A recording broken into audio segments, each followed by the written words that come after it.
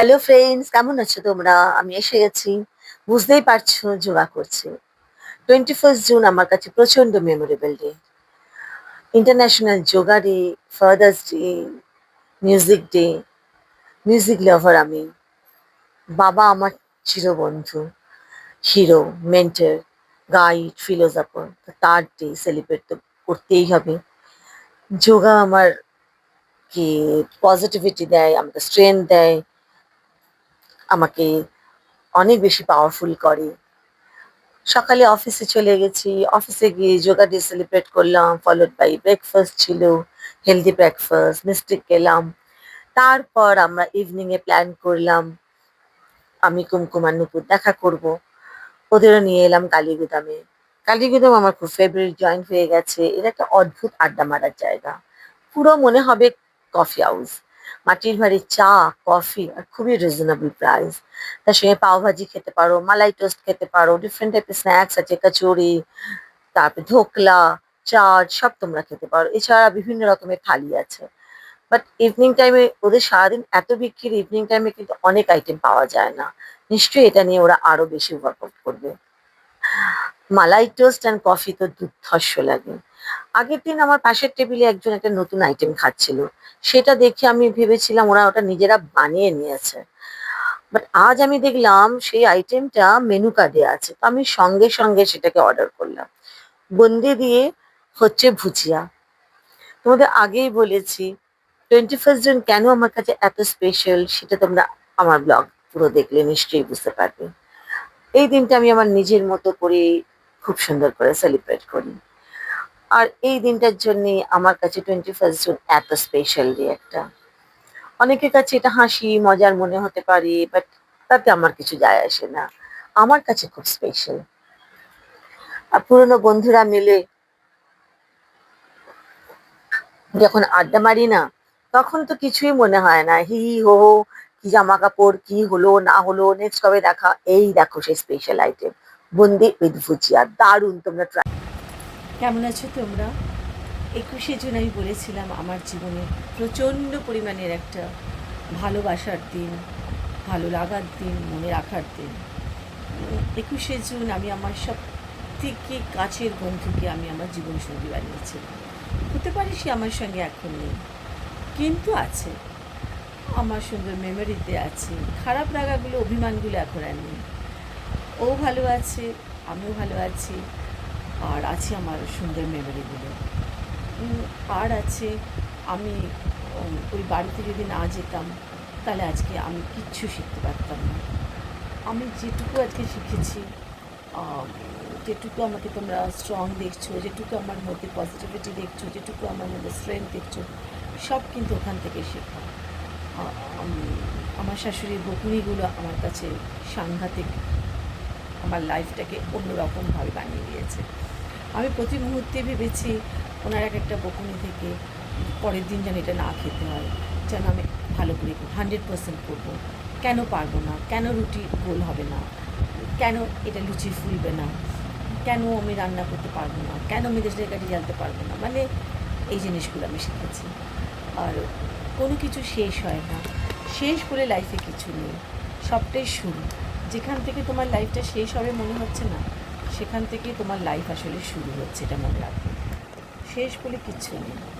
আর আজকে আবার international yoga day. আমার মেন্টর চিরশ্রী, আমার গুরু, ওর কাছ থেকে অনেক কিছু শিখি। কখনো গিভ আপ করে না, সবসময় লড়াই, ফাইট ফাইট ফাইট, হাসি মুখে ফাইট। তো আমার না, মানে আমি আমার লাইফে ভীষণ লাকি। আমার বন্ধুদের আমি একটা পুরো সুতোর মতন করে, মালার মতো করে গেঁথে রাখি। প্রত্যেকটা বন্ধুর কাছ থেকে আমার শেখার আছে, মিনার কাছ থেকে আমার শেখার আছে, চিরশ্রীর কাছ থেকে আমার শেখার আছে, এবং প্রতিটা বন্ধুর কাছ থেকে আমার শেখার আছে। আর আমি খুব সুন্দর করে শিখে নিই এগুলো, তারপরে আমার নিজের লাইফের সঙ্গে আমি এগুলোকে ফিট করে নিই। প্রতিটা মানুষের কাছ থেকে কিছু না কিছু শেখার আছে, আমি সেটাকে ভীষণভাবে বিশ্বাস করি। যখন আমার হাজব্যান্ড আর আমার ব্রেকআপ হয়ে যায়, মানে তখন আমার কোনো বন্ধু ছিল না। তারপর একটা একটা একটা একটা একটা করে বন্ধু আমি, এখন আমি বুঝি বন্ধুত্ব হচ্ছে এত ভ্যালুয়েবল একটা রিলেশনশিপ, যেটাকে সবসময় যত্ন করা উচিত। প্রচণ্ড পরিমাণে, মানে শাড়ি জামা কাপড় গয়নাগাটির থেকেও বন্ধুত্বকে যত্ন করা উচিত, এই সম্পর্কটাকে যত্ন করা উচিত। যেটা কোনো কিছুর মধ্যে আমাকে যারা পছন্দ করে না বা যারা আমাকে বিচিং করে, আমার তাদের উপর কোনো রাগ নেই। সে যা আমাকে অ্যাভয়েড করে, যারা আমাকে ইগনোর করে, কারোর ওপর কোনো আমার রাগ নেই, কোনো অভিমান নেই। আমার কাছে তারা সবাই আমার বন্ধু। এটা আমার কোনো বিনয় না, এটা আমার লাইফ থেকে শেখা। আমার লাইফ একটা অ্যাকচুয়ালি লেসন। প্রত্যেকের লাইফে এরকমই আমি জানি। যতবার আমি পড়েছি ততবার আমি উঠেছি। আর আমি জানি যখনই কোনো খারাপ কিছু হচ্ছে এরপরে নিশ্চয়ই ভালোটা আসবে।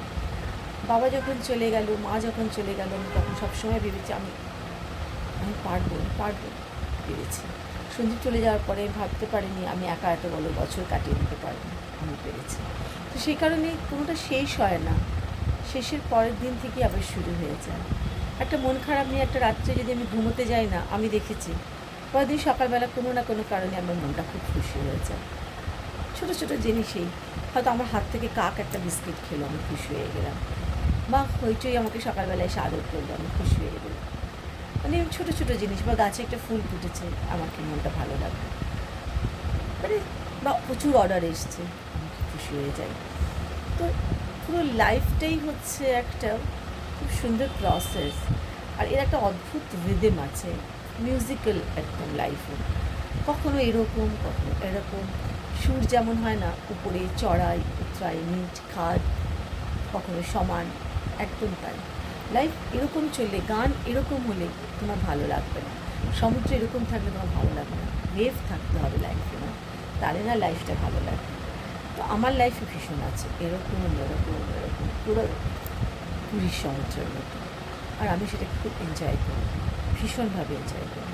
তো আজকে আমি সকালবেলা উঠে অফিস ছিল, অফিস গেলাম, ওখানে যোগা করলাম, টি শার্ট পেলাম, ব্রেকফাস্ট ছিল, ফলো বাই ব্রেকফাস্ট, ইডলি খেলাম, বয়েল এগ খেলাম, ঢোকলা খেলাম, তারপরে ফ্রুটস খেলাম, এইসব ছিল আমাদের ব্রেকফাস্টে। তারপরে অফিস করলাম, করে এসে আজকের দিনটা আমি আমার নিজের সঙ্গে ভীষণভাবে সেলিব্রেট করি। বন্ধুরাও কখনো কখনো থাকে, আজকে আমি একা একাই সেলিব্রেট করলাম।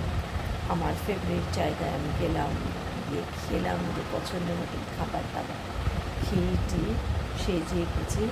আমার এই মটকার এই জামাটা আমার খুব ফেভারিট, তো এই কুর্তিটা আমি পরেছিলাম। সবসময় নিজেকে কিছু গিফট করার চেষ্টা করি, ছোটোখাটো হোক, বাট আমি করি। সেটা নেল পলিশও কখনো হতে পারে, বা যখন যেটা আমার দরকার হয় তো সেরকম কিছু কিনে নিলাম। একটা চন্দনী পার্স থেকে আমি ছোট্ট কানের আমি একটা দুল কিনলাম, হয়ে গেল আমার মতন আমার সেলিব্রেশন। অনেকেই বলে এইসব নাটক, অনেকেই বলে এগুলো ন্যাকামি, যে সম্পর্ক নেই সে এত খারাপ করে। খারাপ টারাপ কিছু না, দুটো মানুষকে নিয়ে যখন আমরা স্বপ্ন দেখেছি, একসঙ্গে প্রেম করা আর বিয়ে করার মধ্যে অনেক তফাৎ। যখন আমরা বিয়ে করি তখন তো গোটা পরিবার, দুটো মানুষ শুধু সেখানে থাকে না, সেখানে অনেক মানুষ, তাদের প্রত্যেকের কিছু মতামত আছে, সেই নিয়ে সংসার হয়। সে কারণে কাউকে কখনো আমি দোষ দিতে চাই না, অনেকেরই এরকম হয় না। ওইটুকুই ছিল আমাদের journey, but journey was very nice. সেটাকে আমি সবসময় রিলিশ করি, সেটাকে আমি চ্যারিশ করি, সবসময় মনে রাখার চেষ্টা করি। কিচ্ছু নেই, কোনো খারাপ লাগা নেই, কোনো অভিমান নেই, কোনো কান্না নেই, কিচ্ছু নেই। আজ আমি খুশি, আজ আমি মুক্ত, আজ আমি পাখির মতো উঠতে ভালোবাসি, ঘুরবো, বেড়াবো, বই পড়বো, রান্না করবো। চাকরি জীবন আস্তে আস্তে শেষ হয়ে যাচ্ছে, নতুন কিছু শুরু করবো আবার। আমার সবসময় এরকম মনে হয়, সবসময় দৌড়চ্ছি আমি।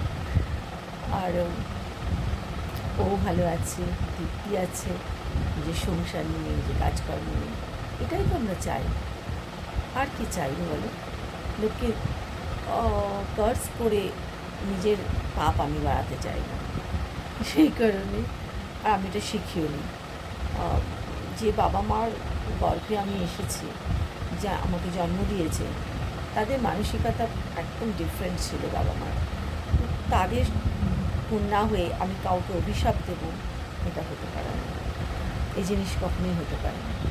আচ্ছা, কে ভালোবেসে তাকে অভিশাপ দেবো, তার ফ্যামিলিকে আমি অভিশাপ দেবো, কেউ করো না। শাশুড়ি মানে হচ্ছে তোমার হাজব্যান্ডের মা। তোমার মাকে কেউ গালাগালে, যে আমার মাকে কেউ গালাগালে, সেটা আমার ভালো লাগবে? বলো, ভালো লাগবে না। ঠিক আছে, খুব সুন্দর ছিল আমার জার্নি। আর এখন যে জার্নিটা দিয়ে আমি যাচ্ছি সেটাও ভীষণ সুন্দর। সব সময় কমপ্লিমেন্টস কি সব সময় আমাকে ইন্সপায়ার করে, মোটিভেট করে, আর ক্রিটিসিজম আমাকে সব সময় আমার স্ট্রেংথ বাড়িয়ে দেয়। আমি বারবার বলছি, বারবার যা বলি আমার অন্তর থেকে বলি, এটাই আমার মনের কথা। আমি এইটুকু অনেস্টি নিয়েই বাঁচতে চাই, যেন আমি সবটা বলতে পারি, তোমাদের কাছে শেয়ার করতে পারি, কারণ তোমরা তো আমার বন্ধু, নিশ্চয়ই তোমরা আমাকে বুঝবে। আর আমি কাউকে জাজ করতে চাই না। আমি কে কাউকে জাজ করবার বলো? সবার একটা করে গল্প থাকে, কেউ বলতে পারে, কেউ বলতে পারে না। চলো, আমার খুব ভালো কাটলো 21 জুন। অনেক অনেক সুন্দর করে কাটলো, আরও অনেক সুন্দর করে কাটবে আগের বছরগুলো। চলো টাটা, তোমরা সবাই ভালো থেকো। আমার ব্লগ ভালো লাগলে কি করতে হবে নিশ্চয়ই তোমাদের মনে আছে, শেয়ার করতে হবে। আমি এই সমস্ত পয়সা দিয়ে সাবস্ক্রাইবার, এই তাই, এই প্রিমিয়াম ভরো, এটা করো, আমি কিন্তু করবো না। তাই জন্য আমার স্লো অ্যান্ড স্টেপ। আমার কাছে পয়সা আর্ন করার জন্য এটা না, আমার কাছে এটা একটা নতুন দিগন্ত। যদি কেউ আমার লাইফ শুনে মোটিভেটেড হয়, একজন মানুষও, তাহলেই আমি খুশি হব। খুব ভালো থেকো সবাই, সবাই কমেন্ট দিবে আমাকে, আমার খুব ভালো লাগে পড়তে। রান্না আছে বাগানে।